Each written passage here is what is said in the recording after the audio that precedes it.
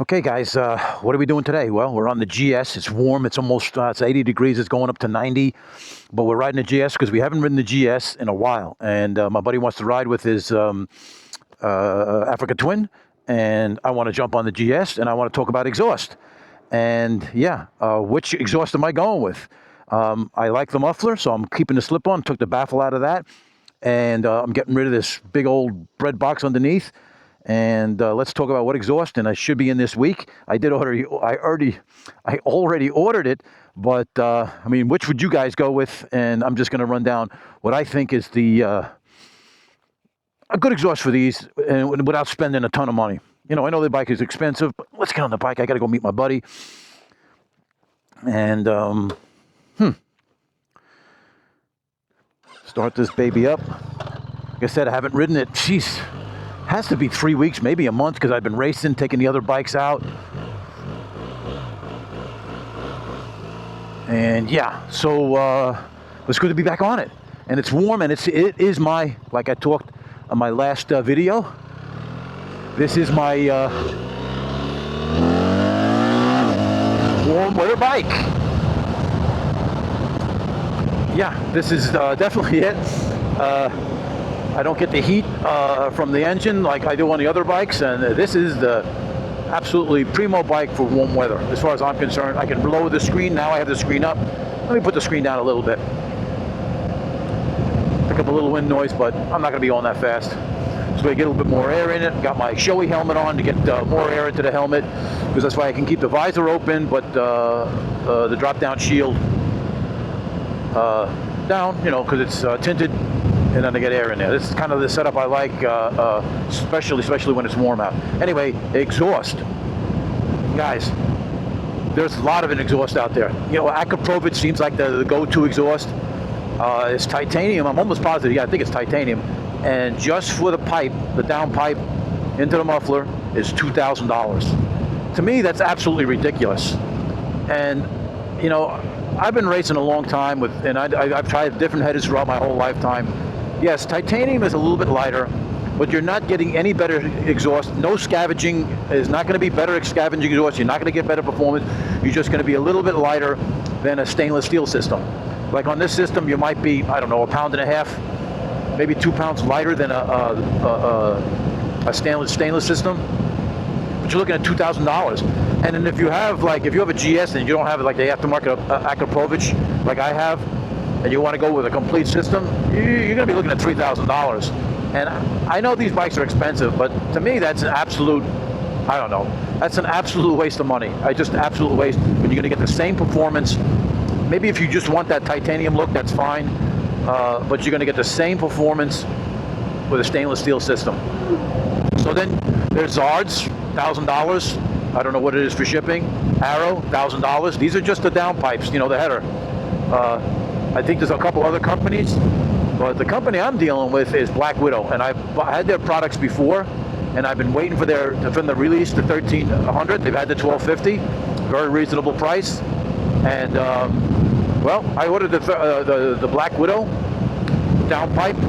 It's stainless, comes with the eliminator, you know, for the servo, for that flap, but I already have it on, so I don't need it. But it's $550 shipped from England right to my door for $550. To me, that's a no-brainer. That is in line with, I think that's a fair price. You know, $550 to my door, definitely a fair price. So that's what I'm going with, guys. Now I don't know if I'm going to do a how-to video on it or not, because lots of people have done it. It's pretty basic. I may not, whatever. But what I'm really interested in is the sound, because there's no more baffle in the factory Akaprovich slip-on, and not that it was much of a baffle to begin with. And with a new header and getting rid of that big old bread box, it's probably going to easily save. It's got to easily save 8, 9, 10 pounds. But I'm looking forward to getting the exhaust on it, because this thing is just too damn quiet. Now I know some guys, well, maybe a lot of guys with GSs, they don't really care about the noise. They don't really care about having, you know, they want it to be quiet. You know, I want it to be quiet when I'm just cruising, but I want to hear it when I open it up, and this thing is just like, it's just too quiet. So I went with the Black Widow. It comes in 3 pieces. You have left, right, and you have the crossover, and then you have the slip-on. I think it's 3 pieces, but you know, really easy instructions. But it's fairly easy to do these things. It's not hard to work on the GS at all. Everything is very accessible. It shouldn't take me more than a couple hours to do. But yeah. So, what do you guys? I mean, what's your go-to for the guys that do aftermarket exhaust? What is your go-to company? I'm pretty much happy with Black Widow. Yeah. So everybody has their favorites. I like Zards. I think they make good-looking exhaust. I also like Leo Vence. I don't know if they make the header for this, so I don't know if they make the header for this or not. But I do like Leo Vence. But I didn't want to change the slip-on. I like the way it looks. It's small. I think it looks cool, and I think with the exhaust, with the slip-on, it's going to be a perfect match. It's going to be the sound I'm looking for. I'm hoping anyway. All right, guys, I think I'm going to turn the camera off for now. Maybe turn it back on. We're heading down to a place called Mott Lake near Fayetteville, near Fort Bragg, Airborne Museum, that kind of stuff. But I'm not sure I'll put the camera back on when we get down there, but I want to turn it off for now. I don't know if I'm going to cut the video short or not. I'll probably be back, but for now, we'll be back, guys. All right, guys, where are we at? We're at Mott Lake, just west of Fayetteville, North Carolina, and we're gonna hit a trail. Now, I haven't hit any. I've hit a trail a little bit, but not about 2 miles or so. So, James is gonna take me on a trail. We don't know. We've never been here, so we'll see what it's like. The GS is going off-road.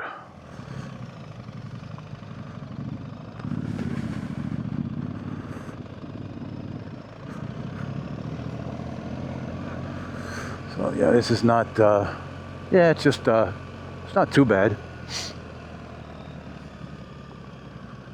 I wonder where those guys are going. Maybe we'll go up here. A little bumpy, guys, but that's still not a problem.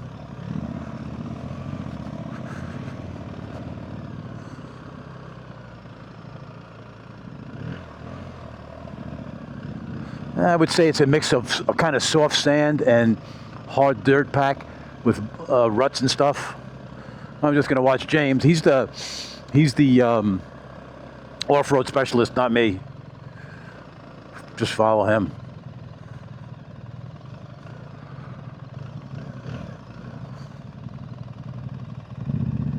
Yeah, it's a little bit soft.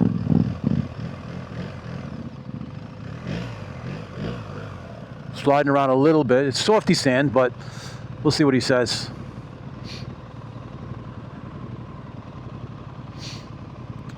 What are you thinking? It's a little soft sand? I'm just thinking out of time for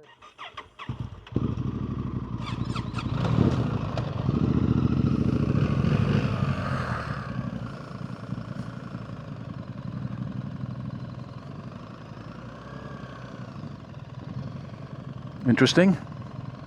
Don't know which way we can take a road out here. Okay.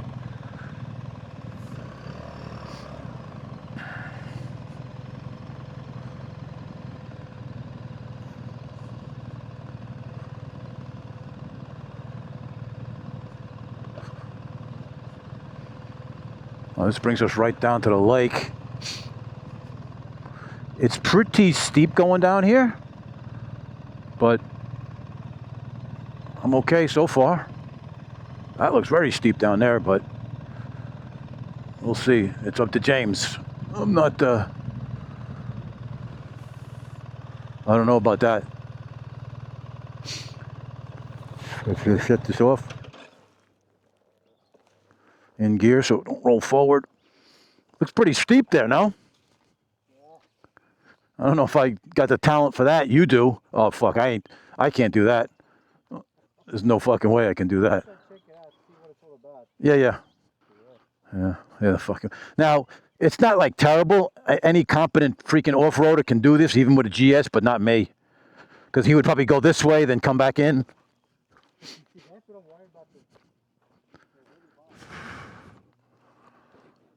Well, coming up this way wouldn't be so bad, but there is some ruts. But that is sandy down there.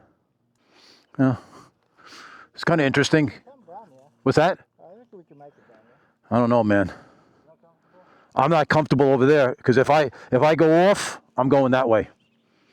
You know, so if you come over here, not a problem, right? It's sandy, not a problem. What about taking that road? What these guys are taking? Yeah, I don't know. They must have went that way around like that. Well, we can go back out and then come back around and go through down that way and then come up. Or you wanted to go around the lake, or it doesn't go around the lake. Yeah. All right, guys, I don't think you can see, but we're like sitting down. I don't know, the camera won't show it, but it's probably another 15 feet to the top, so it's gradually going straight up here. The pine needles help it not be as sandy, but it is very sandy. It's like the beach here. So we're gonna, I guess, try to make a U-turn and go right back out. I think I can make it now. Yeah.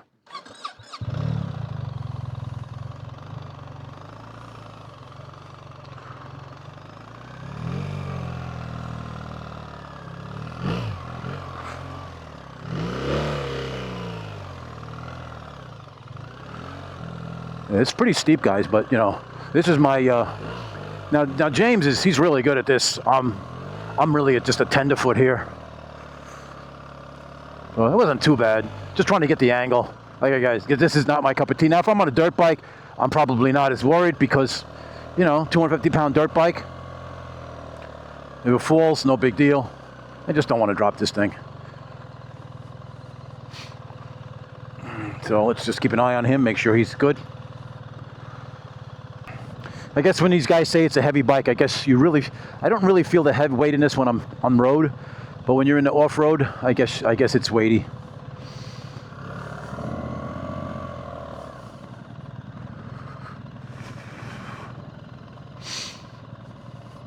I mean, the tires I got in the back, the tire I got in the back is pretty good. I mean, I feel it's slipping a little bit here and there, but I mean, it's pretty stable, it feels like.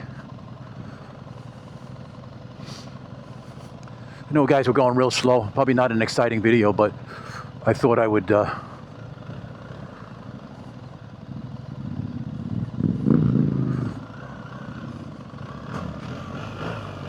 it's pretty good. It's not as bad as I thought it would be. Okay, so I don't know if we're going to go down this road or not. Use the back brake, I guess. Like I said, I'm a novice at this.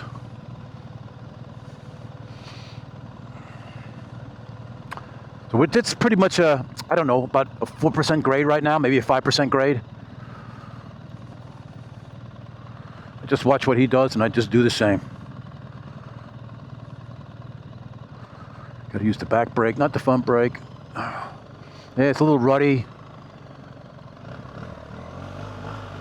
Yeah, this is where I would not want an automatic bike. There's no way.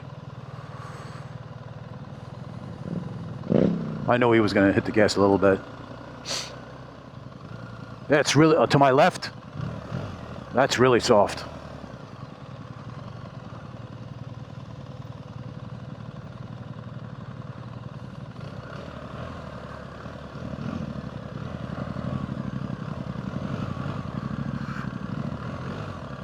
Yeah, this is real soft. But it's not doing too bad. Oh, starting to dig in a little bit. Yeah, it's really soft here. Okay, I guess we're gonna just stop here for a little bit. It's pretty solid. I'd say, as far as the sand's concerned, you could see how much it goes down. Yeah, so maybe about this much. All right, guys, so yeah, it's a little soft. Let's kind of walk it a little bit, see how bad it is. We're gonna go up this trail over here. No way, man. I'm not going through that. I don't care if if my video went viral. Guys, I don't know if you guys can pick this up, but we're gonna just go here. And it's just a nice big puddle. I'd say it's at least a foot deep, maybe less, maybe more. And man, it would make for a good video. Me going down, but there's just no way it's happening. I'll let James do it. I ain't doing it. So I guess we could go up and around. Yeah, looks like you can go around. It doesn't look too bad once we get by here, but just to go through here, I don't know, bud. The bikes can do it. No, yeah, my bike could definitely do it. It's the rider that can't do it. Let's see if I can get this up without falling. Okay. Yep. You know, I never complained about the weight on this bike, but now I can see that when you're on this kind of shit, you feel the weight more. My hat goes off to these guys. You know, I only got my riding sneakers and, you know, jeans and stuff. It's got Kevlar and stuff like that, but I don't have any good equipment for this. But the crash bars would stop me from probably breaking my ankle. Anyway, we'll see. See how that goes. I'm not out of here yet.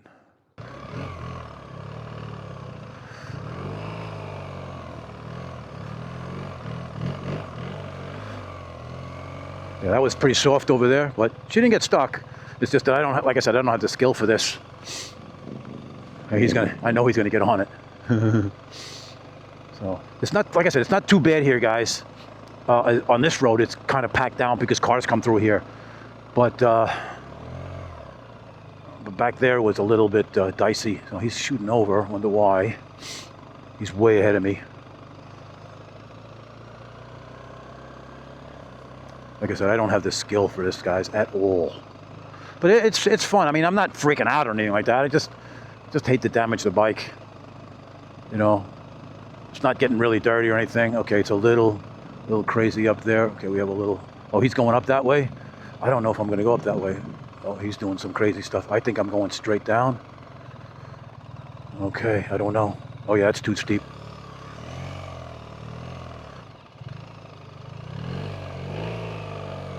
Keep the momentum going. No, this bike's got more skill than I really have. I mean, that thing just dug in and no problem. I know it doesn't look bad, guys, but it's ruddy and it's mixed in with sand. Yeah.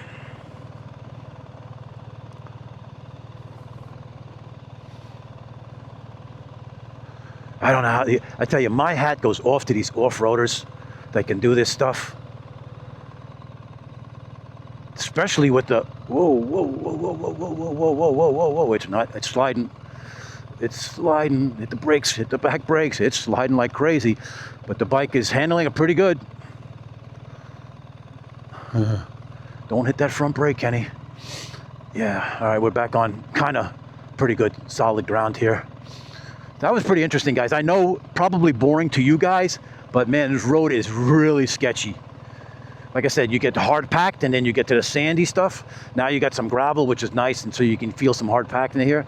And then right now it gets into sandy stuff. So, but James was keeping his eye on me because he said he looked like I was gonna have trouble going up that hill. But I got through it, guys. So that's my adventure, and it's only a short adventure, but on off-road. But you got to have a lot of skill for a bike like this. There's no ifs, ands, any bike, but especially these big bikes, you know. Let me just get over here where it's a little bit flatter, so I can shut my camera off and just. All right, guys. So that's the lake. This is the off-road adventure. So that's it for now, guys. Little off-road adventure, and I'm sure I'll be back.